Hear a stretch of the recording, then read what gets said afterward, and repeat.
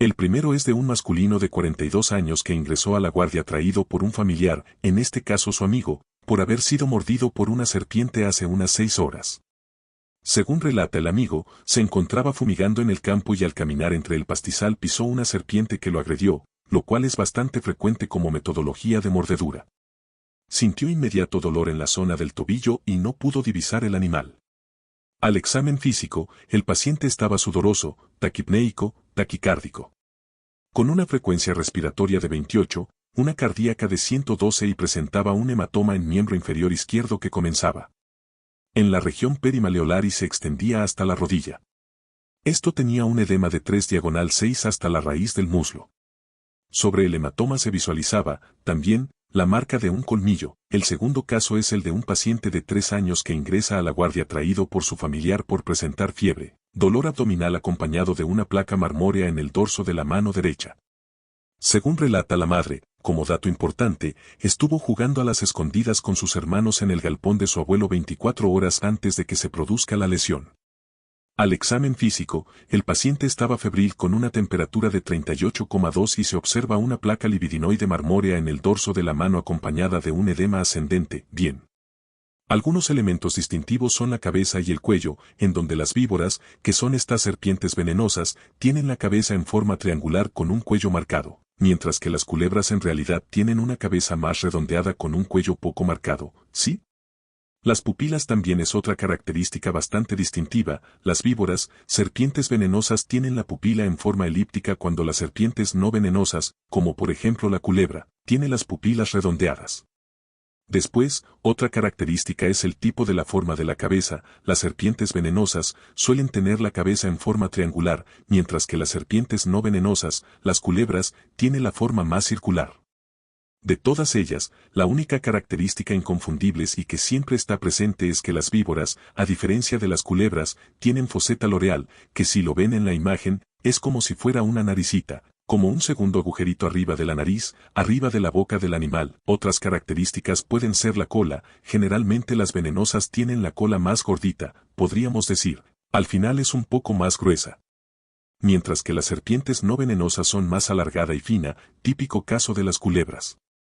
Y, también, las escamas que las serpientes venenosas suelen tener, las escamas careteadas, que es esta imagen tan característica. Mientras que las no venenosas suelen tener las escamas lisas. La víbora de cascabel, Crotalus turisus terrificus, o también conocida como crótalo.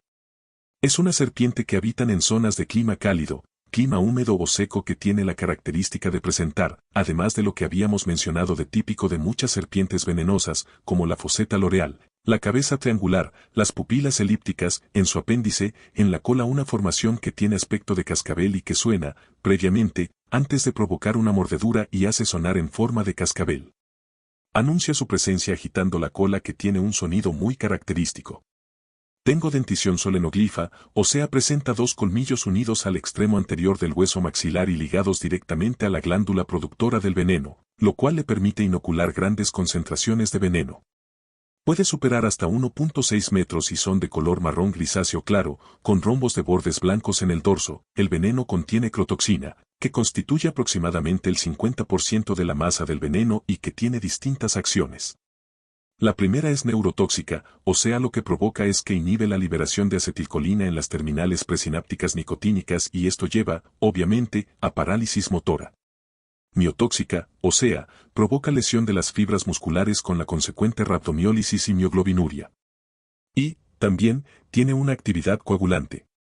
Actividad trombina símil de algunos componentes que lleva a consumir el fibrinógeno y provoca un estado de anticoagulación. Puede provocar un síndrome neurotóxico, miotóxico, coagulante. Eso es lo característico cuando hablamos de mordedura por crótalo o víbora de cascabel. Las manifestaciones locales son mínimas, o sea, hay eritema leve, no suele haber dolor. Puede haber hipoestesia o anestesia de la zona y esto se acompaña, como habíamos mencionado, con síntomas neurológicos y neuromusculares. Puede verse visión borrosa, diplopía, anisocoria, disminución de la agudeza visual, dosis palpebral, parálisis neuromuscular progresiva, disartria, mialgias y mioglobinuria. Aproximadamente en la mitad de los casos pueden presentar trastornos de la coagulación sanguínea y envenenamientos graves, puede producir parálisis respiratoria e insuficiencia renal aguda. Hay una forma de clasificar el cuadro clínico en leve, moderado, grave. Leve en caso de una escasa signosintomatología neurotóxica que es de aparición más tardía, donde no hay mialgias ni alteraciones del color de la orina, donde puede o no producirse alteraciones de la coagulación sanguínea.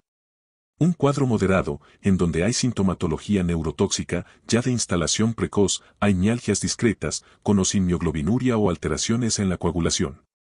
Y cuadro clínico grave, donde hay una neurotoxicidad evidente, las famosas fasies miasténica, debilidad muscular, mialgias generalizadas, mioglobinuria y oliguanuria que conducen a la insuficiencia renal aguda. Con respecto al tratamiento, lo primero y más importante es no usar torniquetes.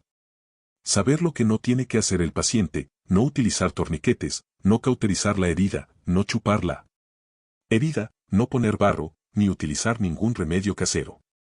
Tenemos que tener el paciente bajo monitoreo y control, soporte ventilatorio, en caso de que sea necesario, y soporte hemodinámico. Y hay que administrarle el antiveneno crotálico específico. En el caso de cuadros leves, administramos 5 ampollas. En el caso de cuadros moderados, o sea, cuando tenemos una facies miasténica discreta, visión borrosa, cuando no hay insuficiencia respiratoria o renal, administramos 10 ampollas. Y, cuando tenemos un cuadro grave con una facies miasténica y visión borrosa, insuficiencia respiratoria y renal, mioglobinuria, ya vamos a administrar 20 ampollas. ¿Cómo administrarlo? Bueno, vamos a dividir el total de ampollas sean 5, 10 o 20 en 500 mililitros de solución fisiológica, para el caso de los adultos o 150 mililitros para el caso de los niños y comenzamos la administración con un goteo lento, incrementando la velocidad hasta llegar a pasar en 60 minutos como máximo. Mientras tanto, por supuesto, vamos evaluando los signos y las reacciones adversas como la anafilaxia, que puede suceder inmediatamente al comenzar el proceso. Víbora de coral o Micrurus. Es orden Zoamata, familia Elapidae, género Micrurus, y dentro de ellos tenemos Micrurus corallinus y todas las demás. Es de hábitos quecavícolas o subterráneos. Tienen aspecto, fíjense, más de una culebra que de una serpiente venenosa. No suelen verse ejemplares mayores al metro, pero en algunos casos pueden superar ese tamaño. Pueden llegar a medir hasta 1.3 metros. Son de color rojo brillante con anillos blancos y negros, estos anillos son completos y se encuentran a lo largo de todo el cuerpo.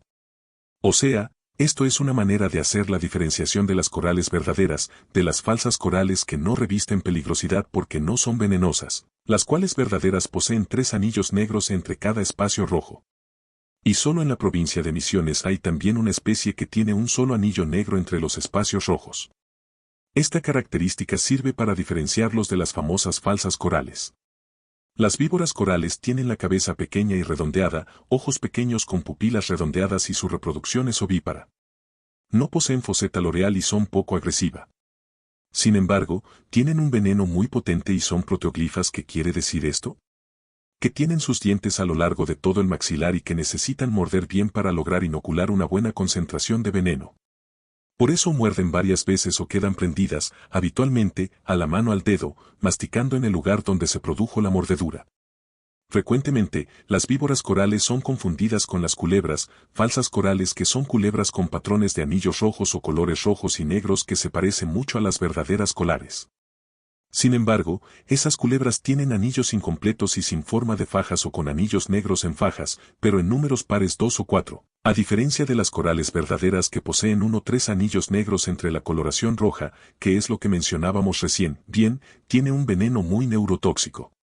Bloquea la unión de acetilcolina a los receptores colinérgicos nicotínicos a nivel postsináptico impidiendo la unión, por supuesto, de la acetilcolina según el nivel pre- y postsináptico, y provoca como sintomatología. La mordedura en realidad suele ser leve, un leve edema y un dolor leve. Puede resultar difícil la identificación porque no se ven, como con las otras serpientes venenosas, 2 colmillos inoculadores porque los colmillos de esta serpiente son pequeños. Se produce principalmente en pliegues de piel o en dedos por el pequeño tamaño de la cabeza de estas serpientes. Las manifestaciones sistémicas, lo característico es el síndrome neurotóxico de aparición precoz. Se han registrado muertes 4 horas después de una mordedura, o sea es muy potente. Provoca un compromiso motor y sensitivo, que provoca parálisis facial, faringolaringia con sofocación, cialorrea y disfagia. Puede haber también afecciones oculares, con tosis palpebral, facies miasténica y anisocoria. parálisis intercostal y de diafragma con insuficiencia respiratoria seguida de muerte. Las alteraciones neurotóxicas son muy similares a las descritas por la cascabel, pero causadas por diferentes mecanismos, además que no tiene todo este fenómeno miotóxico hemorrágico que sí tenía la cascabel. Asociado a este fenómeno neurológico, el tratamiento lo mismo, lo más importante es no realizar medidas que puedan perjudicar al paciente y administrar el antiveneno lo más rápido posible. En el caso del micrurus, siempre la mordedura es grave y se administran 10 ampollas, arañas, Gram Mostola, características. Arañas venenosas, si bien hay 3 de importancia toxicológica, vamos a hacer una breve mención y repaso de las otras, porque también son muchas veces denunciadas o preguntadas en las distintas guardias y es bueno saber hacer la diferenciación. La Gram Mostola, también conocida como araña pollito, habita principalmente en campos, es de color castaño amarillento, araña grande, marrón oscuro, habitualmente lo que provoca es un cuadro local, puede provocar una dermatitis. Una pápulo pruriginosa mediada por los compuestos vasoactivos que se encuentran en los pelos urticantes. O sea, tiene los pelos urticantes y es principalmente por contacto. Loxoceles laeta, araña de mucha importancia toxicológica porque produce una gran cantidad de casos de envenenamiento y de consultas. También conocida como araña violinista, por las características de la imagen que tiene en el dorso. Araña de los rincones y araña marrón. Es de color bueno, obviamente marrón o gris oscuro. Los individuos adultos de esta especie de araña miden entre 3 y 4 centímetros incluyendo las patas, con un cuerpo de aproximadamente 1 centímetro.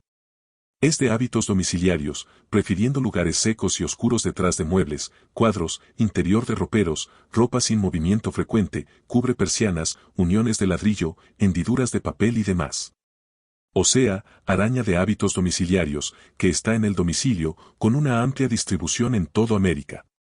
La telaraña es de tipo algodonosa, irregular y tiene una actividad principalmente nocturna. Solo ataca, la araña, cuando se siente amenazada.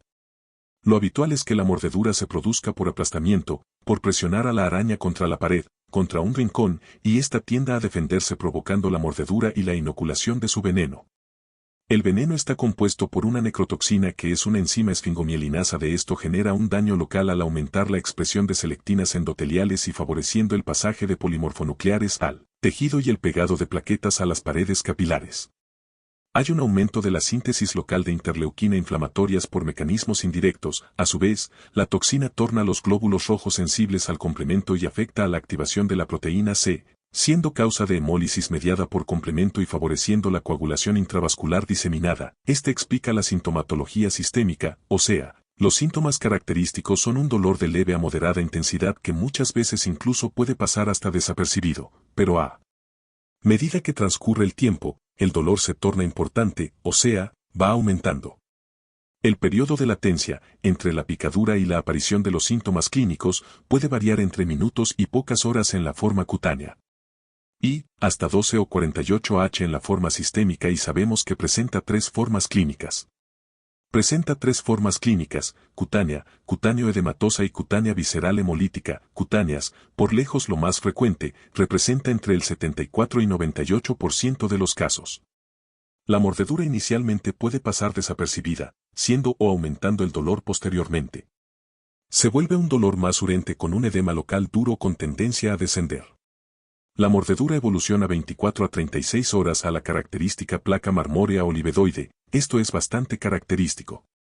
Son áreas equimóticas y áreas pálidas isquémicas, de bordes irregulares, bien definidos, secundada eritema y edema indurado. Dolorosa a la palpación, pero con anestesia en el centro, con hiperestesia periférica, más tarde pueden aparecer vesículas y flictenas, personas declive y a nivel sistémico puede presentar un rash generalizado, cefalea, vómitos, mialgias, fatiga, fiebre, escalofríos y somnolencia. Entre el 5º y el 7º día, la placa se necrosa formando una escara. Esta escara muchas veces se desprende a partir de la 2ª semana, dejando al descubierto una úlcera de forma de granulación de bordes irregulares, con una consecuente cicatrización lenta que puede tender a la sobreinfección. En el caso de la cutánea edematosa, habitualmente es en la cara. Habitualmente hay eritema y no evoluciona a necrosis. Y, la cutánea visceral hemolítica, que es la más peligrosa de todas, en donde puede desencadenarse un cuadro de coagulación intravascular diseminada. Asociado además, a la lesión cutánea. Esto se puede desencadenar entre 6 a 24 horas luego de la picadura, más raramente 48 horas posteriores. Y, además de la manifestación local, podemos encontrar escalofríos, fiebre, ictericia, hematuria, hemoglobinuria, anemia hemolítica, petequias y equimosis, SOC e insuficiencia renal aguda. Hay una multiplicidad de síntomas. El foco renal, o sea la afección renal, es quizás bastante característica frecuente y esta última se produce por hipoflujo renal. Hemoglobinuria con depósito de mioglobina en túbulos renales que, sumados a la coagulación intravascular diseminada, llevan a la insuficiencia renal aguda. El tratamiento es, por supuesto, la asepsia de la herida, el uso de antibióticos en algunos casos según la necesidad y lo más importante es la administración del antiveneno loxocélico específico que tiene que hacerse dentro de las 24 a 36 horas luego de la mordedura. Habitualmente se aplican entre 2 a 5 ampollas en los cuadros cutáneos y entre 6 a 10 ampollas en los casos viscerohemolíticos. Siempre, por supuesto, por vía endovenosa y, siempre que hablamos del caso cutáneo, siempre que es un caso cutáneo viscerohemolíticos, no importa cuándo administramos el antiveneno, la administramos igual, cuánto tiempo haya pasado. Titius, veneno, escorpión. El veneno tiene una acción de tipo neurotóxica, actúa sobre los canales de sodio, modificando los mecanismos de polarización de la membrana excitables, las terminaciones nerviosas, en especial del sistema nervioso autónomo, con la consecuente liberación irregular de acetilcolina y catecolaminas. Los síntomas que provocan pueden ser locales, con un dolor agudo, de aparición instantánea que se irradia a partir de la picadura, provocando incluso parestesias y hormigueos.